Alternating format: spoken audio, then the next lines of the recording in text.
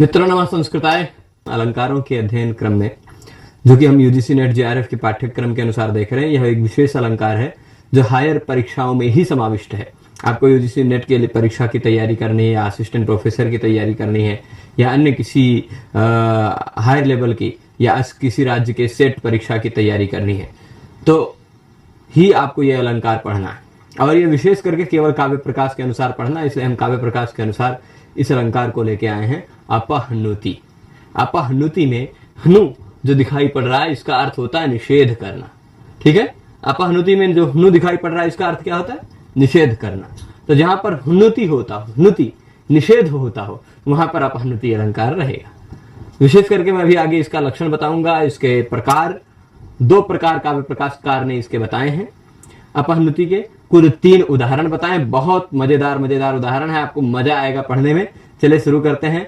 पहला इसका लक्षण देखते हैं और फिर उसके बाद इसका एग्जाम्पल। तो लक्षण देखेंगे। अपहनुति का क्या है लक्षण काव्य प्रकाश के अनुसार? प्रकृतम यन्निषिध्यान्यत् साध्यते सा त्वपहनुति ही। इसी तरह साहित्य दर्पण में भी प्रकृतम प्रतिषिध्यान्यत्, यहां यन्निषिध्यान्यत् कहा, वहां प्रतिषिध्यान्यत् कहा, इतना ही अंतर है, बाकी पूरी समानता है। ठीक है, तो यहां क्या कह रहे हैं? प्रकृतम। अब प्रकृत मतलब होता है जो सामने हो। प्रकृत का क्या तात्पर्य है? जो सामने हो। तो प्रकृतम मतलब जो सामने है, निषिध्य उसको निषेध करके, यत अन्यत साध्यते, जो सामने है उसका निषेध कर दिया जाता है और जो नहीं है ऐसा कुछ चीज सिद्ध कर दिया जाता है। अब आप बताइए, प्रकृत मतलब क्या है? जो आपके सामने है, जिसकी आपको तुलना करनी है। उपमा की तरह ही है, उपमा की तरह ही है, परंतु उपमा से थोड़ा सा अलग क्या रहेगा? यहां पर निषेध रहेगा। क्या रहेगा? निषेध रहेगा। और जो सामने वस्तु है उसका ही निषेध रहेगा, पर जो सामने नहीं है, जो उपमान है, उसकी स्थापना की जाएगी। तो प्रकृत मतलब तात्पर्य होता है उपमेय, जो आपके सामने है, जिसकी तुलना करनी है, जिसकी प्रशंसा करनी है, वह है प्रकृत। प्रकृत का तात्पर्य क्या है? प्रकृतम का तात्पर्य क्या होगा इस लक्षण में? उपमेयम। उपमेयम निषिध्य यानी असत्यम कृत्वा, उपमेय को असत्य करके, उपमेयम असत्यम कृत्वा, उपमेय को असत्य कर दिया जाएगा।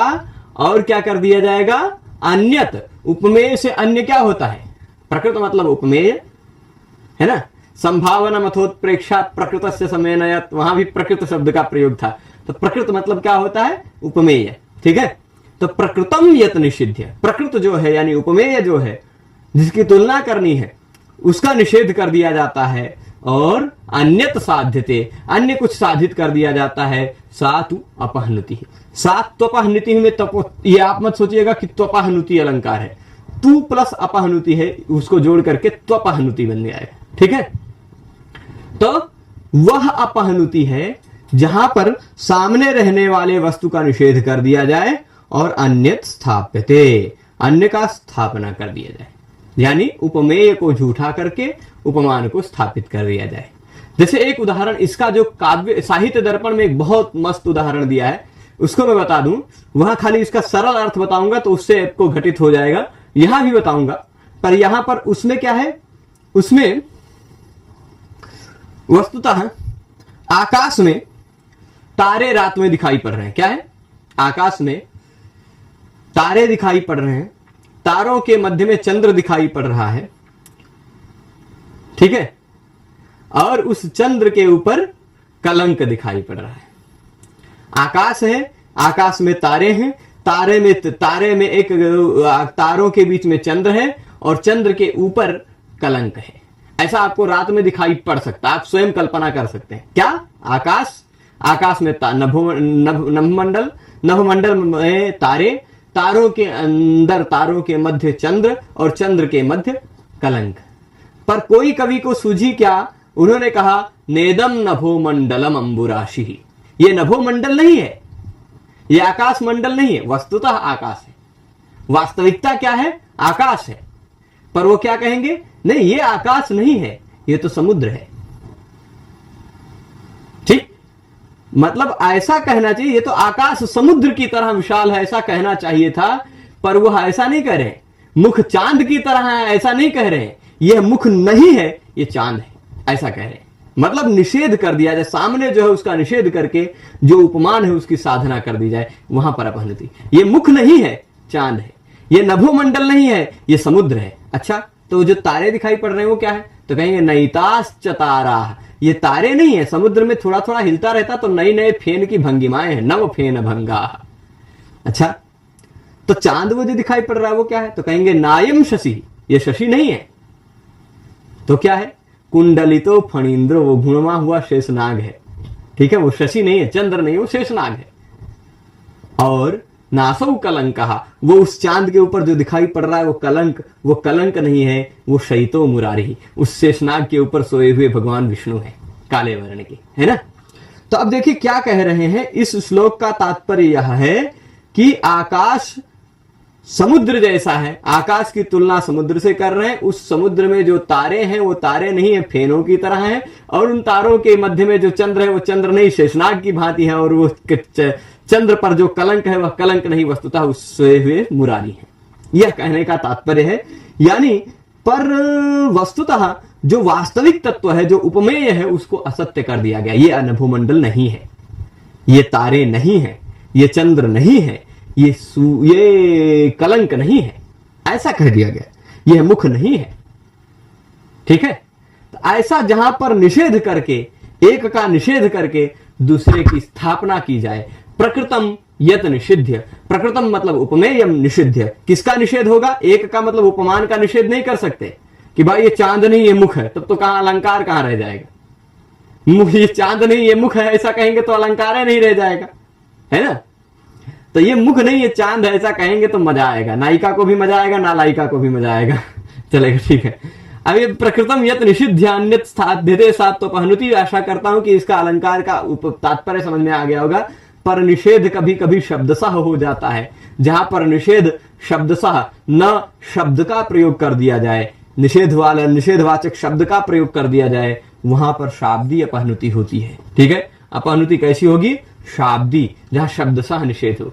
और जहां पर निषेध शब्दशः न होकर अर्थ में प्रतीत हो रहा हो निषेध, वहां शाब्दी अपहनुति न होकर के आर्थी अपहनुति होती है। ठीक है, यानी निषेध अर्थ में प्रतीत होगा, वह आर्थी अपहनुति होगी। जैसे, तब चलिए पहले शाब्दी अपहनुति को समझ लेते हैं कैसे है। शाब्दी अपहनुति का उदाहरण यहां दिया है। अवाप्तः प्रागल्भ्यं परिणत रुचः शैलतनये कलंको नैवायं विलसति शशांकस्य वपुषि अमुष्येयं मन्ये विगलदमृतस्यन्द शिशिरे रतिश्रांता शेते रजनिरमणि गाढ़मुरसि। यहां क्या कह रहे हैं? अवाप्तः प्रागल्भ्यम, प्रागल्भ्यम अवाप्तः।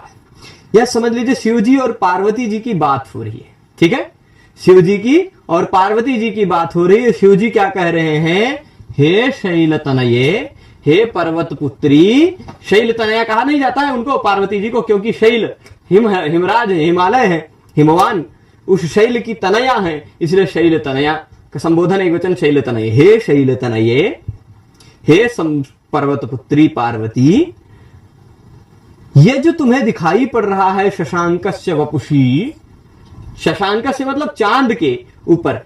अब अंधेरे में बैठे होंगे शिव जी और पार्वती जी, ऊपर चांद दिखाई पड़ रहा होगा, चांद में कलंक दिखाई पड़ रहा होगा, तो शिव जी को क्या सूझी? शिव जी कह रहे हैं कि हे शैलतनये, हे पार्वती, ये जो शशांकस्य वपुषी, शशांक कौन है? चंद्र।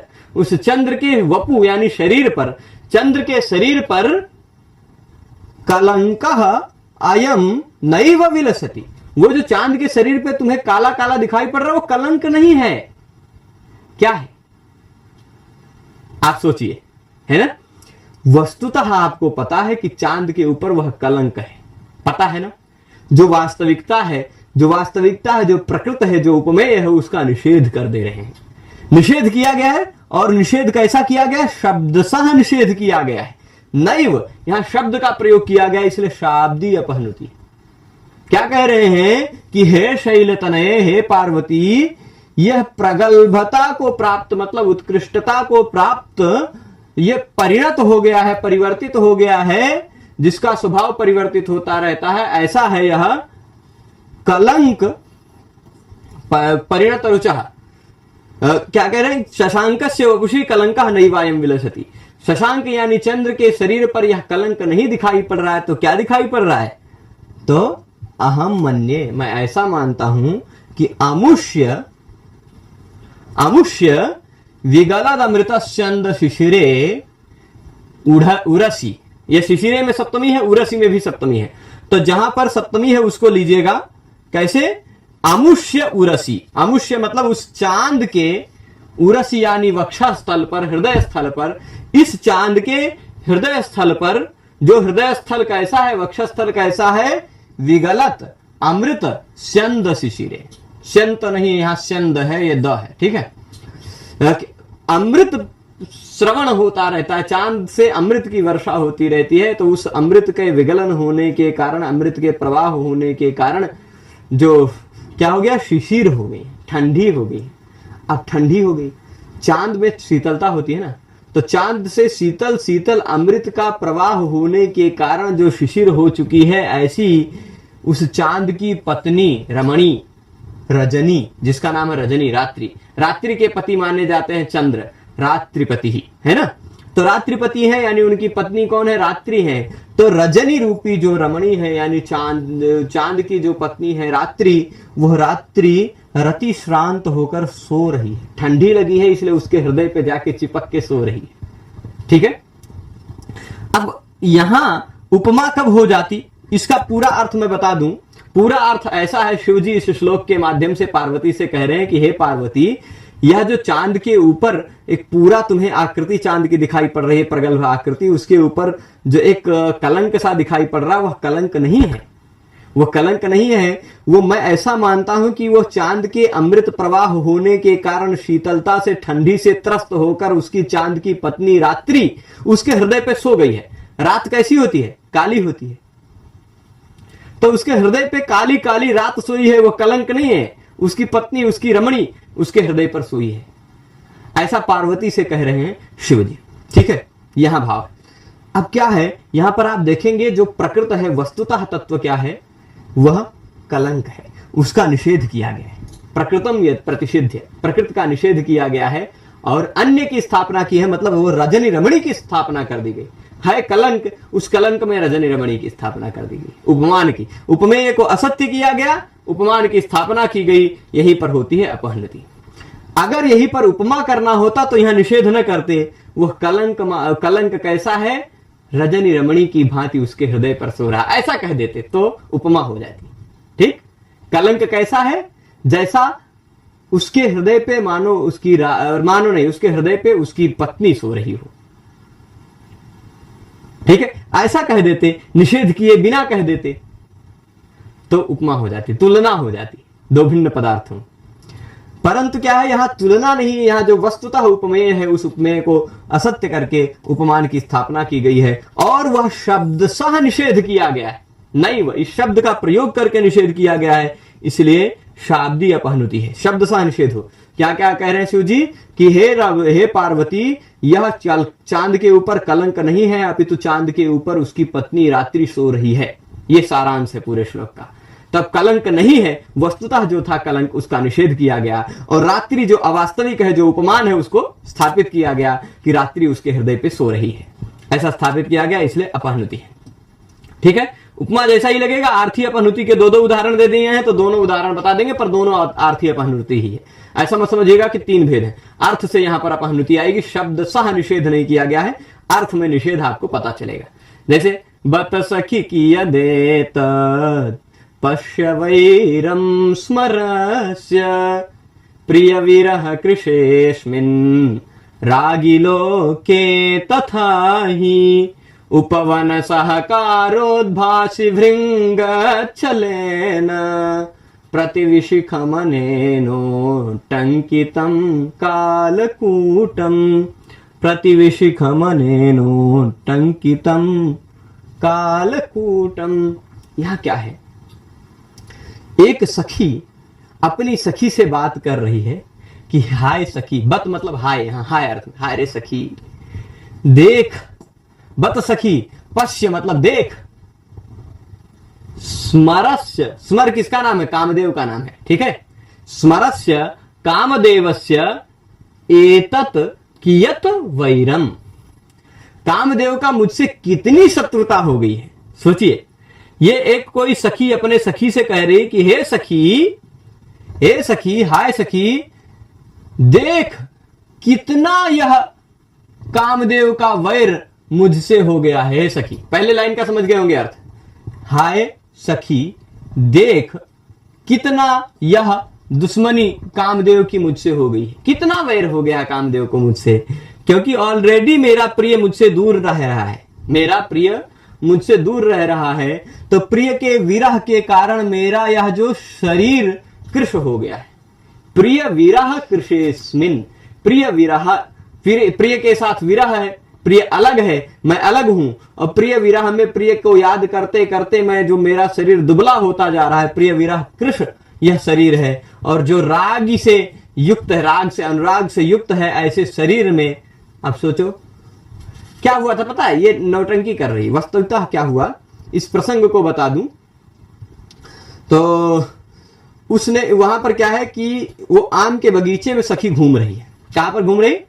आम के बगीचे में घूम रही है, और अभी थोड़ा जनवरी फरवरी का महीना के जैसा है, जब आम के ऊपर बौर आ जाते हैं। बौर मतलब आम के पुष्प, आम के वृक्षों में पुष्प आ जाते हैं, ठीक है। तो वह आम्र के वृक्ष, आम को सहकार कहा जाता है। सहकार, आम का कई नाम है, आम्र भी कहते हैं, रसाल भी कहते हैं, सहकार भी कहते हैं, और भी कई नाम है। तो सहकार मतलब होता है आम। आम के बगीचे में वो घूम रही है। आम के बगीचे में उस आम के पुष्प, आम्र जो मंजरी है, वो आम्र मंजरी को भी कामदेव का बाण माना गया है। आम्र मंजरी भी कामदेव का बाण है, ठीक। कामदेव के 5 बाण हैं, उनमें से एक आम्र मंजरी का भी होता है। तो अब आम की मंजरी पर भंवरा बैठा होगा, ठीक है। आम की मंजरी पर भंवरा बैठा होगा, और वो भंवरा सहित आम की मंजरी टूटकर इसके ऊपर गिर गई, ठीक है। आम की मंजरी टूट टूट के गिरती रहती है भाई। तो आम की एक मंजरी टूट करके भंवरे के साथ युक्त एक आम्र मंजरी उसके ऊपर गिर गई। तो वह क्या कह रही है? वस्तुतः क्या है? वास्तविक तत्व आप जानते हैं वस्तुतः क्या है कि वो वन में घूम रही है, आम्र वन में, और उसके ऊपर आम की मंजरी के साथ एक भंवरा आके गिर पड़ा है। पर वह क्या कह रही? अरे देख सखी, कितना यह कामदेव की दुश्मनी हो गई है मुझसे, कि एक तो मेरे प्रिय के साथ मेरा वियोग करवा दिया, प्रिय विरह कृश हो गया है, मेरा शरीर प्रिय के वियोग में दुबला हो गया है, और राग से युक्त है यह मेरा शरीर, और उसमें भी इसकी इतनी दुश्मनी है कि प्रिय से वियुक्त करा दिया, उसके बावजूद अभी भी उसको शांति नहीं मिल रही। उपवन में मैं घूमने किसी तरह आई प्रिय के याद में, तो उपवन में जो सहकार है, सहकार मतलब आम के ऊपर, आम की मंजरी के ऊपर जो उद्भासित हो रहा है, दिखाई पड़ रहा है भंवरा, आम की मंजरी पर दिखाई पड़ने वाले भंवरे के छल से, भंवरे के छल से मतलब भंवरे के छल का तात्पर्य क्या होता है कि ये भंवरा नहीं है, ऐसा छल शब्द में निषेध प्रतीत होगा आपको। भंवरे के छल से, जैसे क्या कहते हैं कि ये भंवरे के रूप में, ऐसा कह दीजिए, भंवरे के रूप में उसने अपने बाण पर, विशिख कहते हैं बाण पर, बाण के प्रति, बाण के अग्रभाग में, प्रतिविशिखम मतलब बाण के अग्रभाग में, अनेन मतलब कामदेवेन, उस कामदेव ने कालकूटम उट्टंकितम। सोचो इस कामदेव का, धूर्त कामदेव का, कामदेव की कितनी दुश्मनी मुझसे हो गई है कि ये तो एक प्रिय का वियोग करवा दिया, और प्रिय के वियोग से जो कृश हो रहा था मेरा शरीर, उस कृश शरीर में उपवन के सहकार के ऊपर बैठे हुए भंवरे के छल से भंवरा बैठा हुआ है। अब हो सकता है भंवरा गिरा है कि नहीं गिरा यह नहीं पता है, हो सकता है कि पिणवे में वो आम के ऊपर भंवरा, आम के मंजरी पर बैठा हुआ भंवरे को देख लिया होगा, हो सकता है वो गिर के लगा हो या न लगा हो, ये भी बात नहीं है, पर उसी के ऊपर ही भंवरे को देख लिया होगा। तो वो कह रही कि देख सखी कितना दुश्मनी है कामदेव की, एक तो प्रिय के विरह में मेरा शरीर दुबला पतला हो गया, लेकिन ये देखो आम के वृक्ष पर जो मंजरी है, उस पर जो भंवरा बैठा, उस भंवरा नहीं है, भंवरे के रूप में उसने अपने बाण पर कालकूट लगा के मारा है, मुझे कालकूट लगा लिया है। कालकूट मतलब जहर, भंवरा भी काला होता है, कालकूट जहर भी काला होता है, तो उसने, कामदेव ने अपने बाणों पर कालकूट लगा दिया और मुझे मारना चाह रहा है कालकूट से। कितनी दुश्मनी है। अब आप वास्तविक तत्व जानते हैं, जो वास्तविक है, उपमेय है, उस उपमेय को असत्य किया गया है, प्रकृति का निषेध किया गया है। वस्तुतः वहां भंवरा है, आम के वृक्ष पर भंवरा है, पर उसका निषेध करके उद्भासी भृंग छलेन उस भंवरे के रूप में इसने अपने बाणों पर कालकूट उट्टंकन कर लिया, कालकूट चिपका लिया है बाणों पर। तो अब देखिए यहां पर प्रकृति यानी जो भंवरा है, उपवन सहकार पर उद्भासित होने वाला भंवरा है, यह प्रकृति है, यह उपमेय है, इसको असत्य कर दिया। उसके रूप में क्या टंकित किया? कालकूट। वो तो भंवरा नहीं है, वो तो कालकूट है, ऐसा अर्थ निकल के आ रहा है ना। पर निषेध यहां शब्दशः नहीं कहा गया है। जैसे इससे पहले वाले श्लोक में आप देखिए नैवायम कलंको, नैवायम, यहां नैव शब्द का शब्दशः प्रयोग था, है ना। परंतु यहां इससे बाद वाले श्लोक में आप देख रहे हैं कि कामदेव का वैर तो देखो, यह भंवरे के रूप में उसने कालकूट चिपका दिया। तो भंवरे के रूप में मतलब यहां अर्थ से ऐसा निकल कर आएगा, अर्थ में ऐसा निकल के आएगा कि यह भंवरा नहीं, ये तो कालकूट है ना। तो ये कालकूट चिपका दिया। तो यहां एक क्या है कि जहां पर अर्थ से निषेध होकर आ रहा है, इसे अर्थी अपहनति है। निषेध शब्दशः नैव, न या इत्यादि कोई शब्द का प्रयोग नहीं है, शब्द में नहीं है, पर अर्थ समझने में ऐसा पता चलता है आपको कि ये भये सखी, ये तो भंवरा नहीं, ये तो कालकूट है, ऐसा अर्थ में आ रहा है। ठीक है। अब चलिए अगला उदाहरण, सबसे मजेदार उदाहरण है, ये भी देख लीजिए क्या है, कामदेव वाली ही बात है, कामदेव वाली ही बात है इसमें भी। अमुष्मिन् लावण्यामृत सरसि नूनं मृगदृशः स्मरः सर्वप्लुष्टः पृथुझगन भागे निपतितः यदंगांगाराणां प्रसमपिशुनानाधिकुहरे शिखाधूम्रस्येयं परिणमति रोमावलिवपुः। यहां क्या कह रहे हैं कि मृगदृशः निश्चित ही, नूनम मतलब निश्चित ही, मृग नयनी के।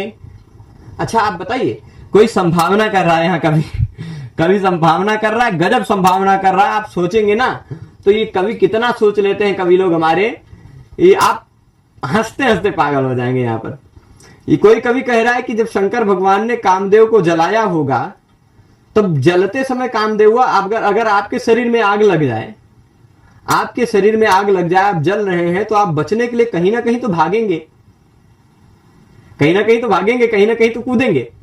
तो मुझे ऐसा, कवि को ऐसा लग रहा है यहां पर कि निश्चित ही जब शिव जी कामदेव को जला रहे होंगे तो कामदेव सर्वप्लुष्टः स्मरः, सर्वप्लुष्टः मतलब सर्व कहते हैं शिव जी को, शिव जी के द्वारा प्लुष्ट यानी जलाया जा रहा, स्मरः, स्मर मतलब कामदेव, शिव जी के द्वारा जलाया जा रहा है कामदेव। वो कामदेव अपनी आग बुझाने के लिए निश्चित ही इस युवती की जंघा में आके डूब गया होगा। आप सोचिए, पृथु जघन भागे निपतिता, कूदने, जैसे आपके शरीर में आग लग जाएगी तो आप कूद जाएंगे नदी में, है ना। किसी के भी शरीर में आग लगे तो वह अपने शरीर की आग को बुझाने के लिए कहीं ना कहीं कूदता होगा। तो अब कवि क्या संभावना कर रहा है, कवि क्या सोच रहा है कि शिव जी के द्वारा जलाया जा रहा स्मरः यानी कामदेव, कामदेव को क्या हुआ जो शिव जी के द्वारा जलाया जा रहा था, वह निश्चित ही इस मृग नयनी के विशाल जंघाओं में आकर गिर गया होगा। ठीक, क्यों? अपने शरीर में जल रही आग को बुझाने के लिए। यानी अब सोचो, कामदेव को उस पूरे संसार में कुछ मिला ही नहीं, समुद्र वमुद्र नदी वदी कुछ नहीं मिली, आके उस युवती सुंदरी इस मृगनयनी की जंघाओं में, जघन भाग में ही निपट गए, मतलब पड़ गए, गिर गए अपनी आग बुझाने के लिए। अच्छा आप और एक चीज बताइए, अच्छा आप कुछ जलती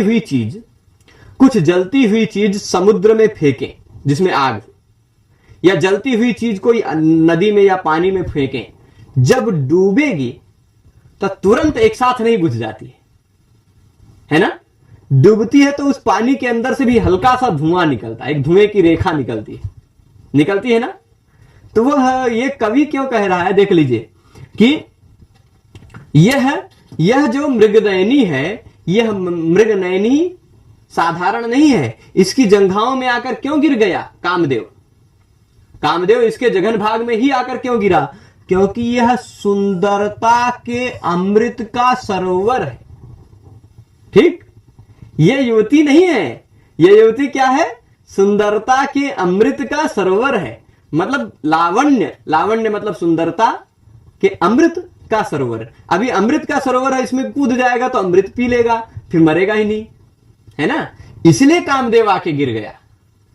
अमुस्मिन मतलब अस्याम, इस मृग नयनी के लावण्य रूपी अमृत के सरोवर में, पृथु विशाल जघन भाग में शिव जी के द्वारा जलाया गया कामदेव अवश्य ही गिर पड़ा होगा। निश्चित ही, नूनम मतलब निश्चित ही गिर पड़ा होगा। अब सोचिए, निश्चित ही ऐसा क्यों कह रहे हैं? निश्चित ही कामदेव आकर इसकी जंघाओं में ही गिर गया होगा, इसके जघन भाग में ही गिर गया होगा, जो कि लावण्य यानी सुंदरता के अमृत का सरोवर है। तो उसका एग्जाम्पल भी दे रहे हैं, उदाहरण भी दे रहे हैं। कैसे? क्योंकि यत, यत मतलब क्योंकि अंग, उसके अंग में आग लगे होंगे कामदेव के।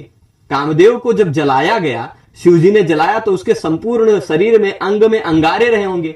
अब आप कोयला जला के कोयले के अंगारे को समुद्र में फेंकिए, या कोयले के अंगारे को एक बाल्टी में ही डुबो के देख लीजिए ना, तो उसमें से हल्का सा, जैसे तुरंत कोयला नहीं बुझता है, थोड़े से पानी को भी जलाता है और वही थोड़ी सी धुआं निकलता है, फिर वो डूब जाता है, थोड़ा सा हल्का सा धुआं निकलता है ना?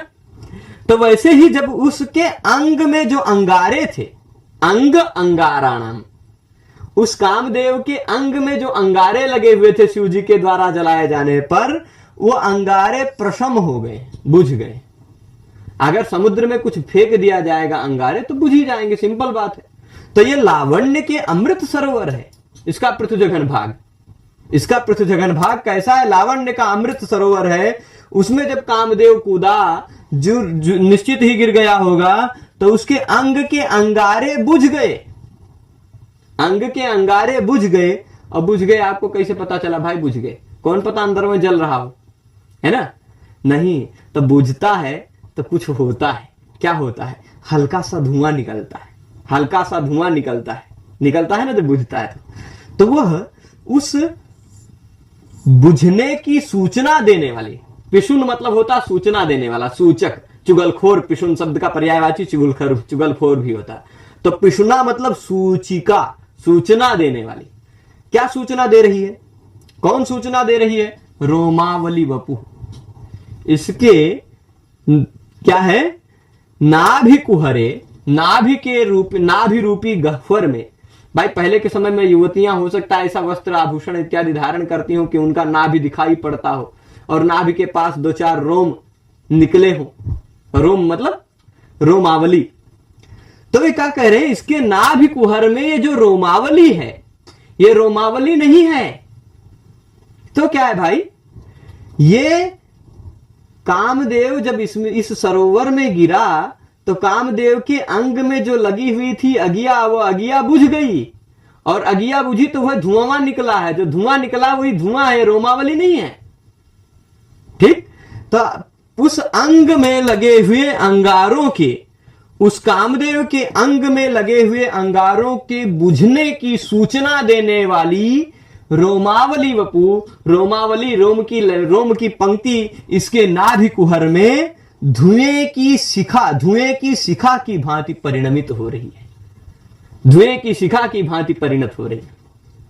यहां पर आप श्लोक का तात्पर्य समझ रहे होंगे। कुछ श्लोक का क्या तात्पर्य है? ध्यान दीजिएगा कि यह जो सुंदरी है, यह जो युवती है, यह लावण्य रूपी यानी सुंदरता रूपी अमृत का सागर है। सुंदरता रूपी अमृत का सागर है। इसी कारण कामदेव जब शिव जी के द्वारा जलाया गया तो शिव जी के द्वारा सर्वप्लुष्टः स्मरः, शिव जी के द्वारा जलाया गया कामदेव इसके जंघाओं में आके गिर गया होगा। ठीक है, तो शिव जी के द्वारा जलाया गया कामदेव कहां आया? इसकी जंघाओं में आके गिर गया होगा, जघन भाग में। अच्छा, गिर गया तो बुझा कि नहीं बुझा? लावण्य के अमृत का सागर है तो बुझ गया होगा। बुझ गया है इस निश्चित है, क्योंकि बुझने की सूचना देने वाली इसकी नाभि कुहर में रोमावली दिखाई पड़ रही है। वो इसके नाभि कुहर में जो रोमावली है वो धुएं की शिखा है। धुआं ऐसे निकलता है जब कुछ आग में डाला जाता है, बुझता है। तो वो पानी में जब कुछ डाला जाता है, जब बुझ जाता है आग, पानी में अगर आप आग डालेंगे तो बुझेगा, हल्का सा धुआं निकलेगा। तो इसके नाभि में रोमावली जो दिखाई पड़ रही है वह उसके आग के, कामदेव के आग के बुझने की सूचना दे रही है कि कामदेव उसकी सुंदरता रूपी सागर में आकर गिर गया तो उसकी आग बुझ गई। ठीक, तो अब आप यहां पर समझिएगा, यहां पर शब्दशः नहीं निषेध नहीं किया गया है, शब्दशः निषेध नहीं है कि भाई ये इसके नाभि में रोमावली नहीं है, वो तो कामदेव के आग की बुझने की धुआं है, ऐसा शब्दशः निषेध नहीं है। पर अर्थ में प्रतीत हो रहा है पिशुन शब्द के द्वारा कि उस नाभि की, वो उसके जो नाभि में रोमावली दिखाई पड़ रही है वो रोमावली धुएं की शिखा है ना। तो यहां निषेध अर्थ में प्रतीत हो रहा है, रोमावली नहीं, वो तो धुआं ही है, वो उठ रहा है, धुआं है, वो बता रहा है कि भाई कामदेव की आग बुझ गई है, वो भी जिंदा है, सूचना देने के लिए। ठीक है, तो यहां पर आप सोच लीजिए, अत्र न रोमावली, यहां पर ये रोमावली नहीं है अपितु धूम शिखा है, धुएं की शिखा है। यह जो प्रतिपत्ति, यह जो ज्ञान हो रहा है, यह जो ज्ञान हो रहा है वह अर्थ से हो रहा है, निषेध अर्थ में है। प्रकृत वस्तुतः रोमावली है, वस्तुतः रोमावली है। रोमावली की तुलना धुएं से करना चाह रहे हैं, तो रोमावली जो है उसकी तुलना धुएं से करना चाह रहे हैं, है ना। पर रोमावली नहीं है, ये धुआं है, ऐसा निषेध करने के बाद स्थापना कर रहे हैं, यह होती है अपहनुति। पर निषेध शब्दशः नहीं है, अर्थ से है, इसलिए है ये आर्थी अपहनुति। ठीक है, तो आशा करता हूं अपहनुति का अलंकार को आप समझ गए होंगे कि अपहनुति अलंकार होता है वहां पर जहां पर प्रकृत वस्तु जो है उसका निषेध करके अन्य की स्थापना की जाती है, वहां पर अपहनुति होती है। प्रकृतम प्रतिषिध्यान्यत स्थाप्यते, सात अपहनुति, प्रकृत का निषेध करके अन्य की स्थापना की जाती है, जो उपमेय है उसको झूठा साबित किया जाता है, उपमान की स्थापना की जाती है। हमने इसके 3 उदाहरण देखे। पहले उदाहरण में बताया था कि ये जो क्या कहते हैं चांद के ऊपर है वह कलंक नहीं है, हे पार्वती ये चांद के ऊपर कलंक नहीं है, ये तो उसकी चांद की पत्नी रात्रि उसके हृदय पर सो रही है। तो निषेध वहां कलंको नैवायम शब्द सा निषेध किया गया, कलंक नहीं, वो तो चांद की पत्नी रात्रि सो रही है। दूसरे उदाहरण में हमने देखा, दूसरे उदाहरण में देख सखी ये तो कामदेव की कितनी दुश्मनी है मुझसे कि उसने उपवन के सहकार पर बैठे हुए भृंग के छल से मेरे लिए अपने बाण पर कालकूट लगा के मारा है। तो यहां ये भंवरा नहीं है, ये कालकूट है, ऐसा प्रतीत हो रहा है, पर वह शब्द सा निषेध नहीं किया गया, अर्थ से प्रतीत हो रहा है ना। तो अब इसके बाद तीसरे उदाहरण में भी यह रोमावली नहीं अपितु यह धुएं की शिखा है, ऐसा उपमेय में को झूठा करके उपमान को स्थापित किया गया है। यानी यहां पर भी अपहनुति है, पर वह अर्थ से आई है। तो शाब्दीय अपहनुति और आर्थी अपहनुति 2 प्रकार की अपहनुति होती है। इसके 3 उदाहरण यहां दिए हैं। एक उदाहरण मैंने और भी आपको स्मरण कराया, नेदम नभो मंडलमंबुराशिः नैताश्च तारा नवफेन भंगा नायम शशि कुंडलिनो फणीन्द्रो, कुंडलितो फणीन्द्रो भी है, नायम शशि कुंडलितो फणीन्द्रो, कुंडलितः फणीन्द्रो होना चाहिए, हाँ। नैषः कलंकः शयितो मुरारिः, हमने सुन के याद रखा है, या पढ़ा नहीं है साहित्य दर्पण को, फिर भी याद है।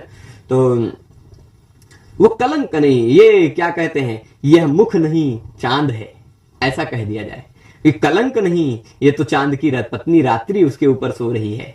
ये कलंक नहीं चांद पर, वो तो लगता है कि उस शेषनाग पर विष्णु भगवान सो रहे हैं, ऐसा लगे। यह सब जो कुछ होता है वहां पर होती है अपहनुति।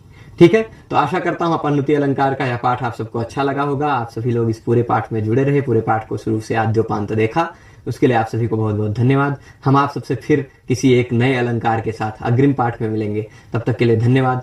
नमस्कार। नमः संस्कृताय।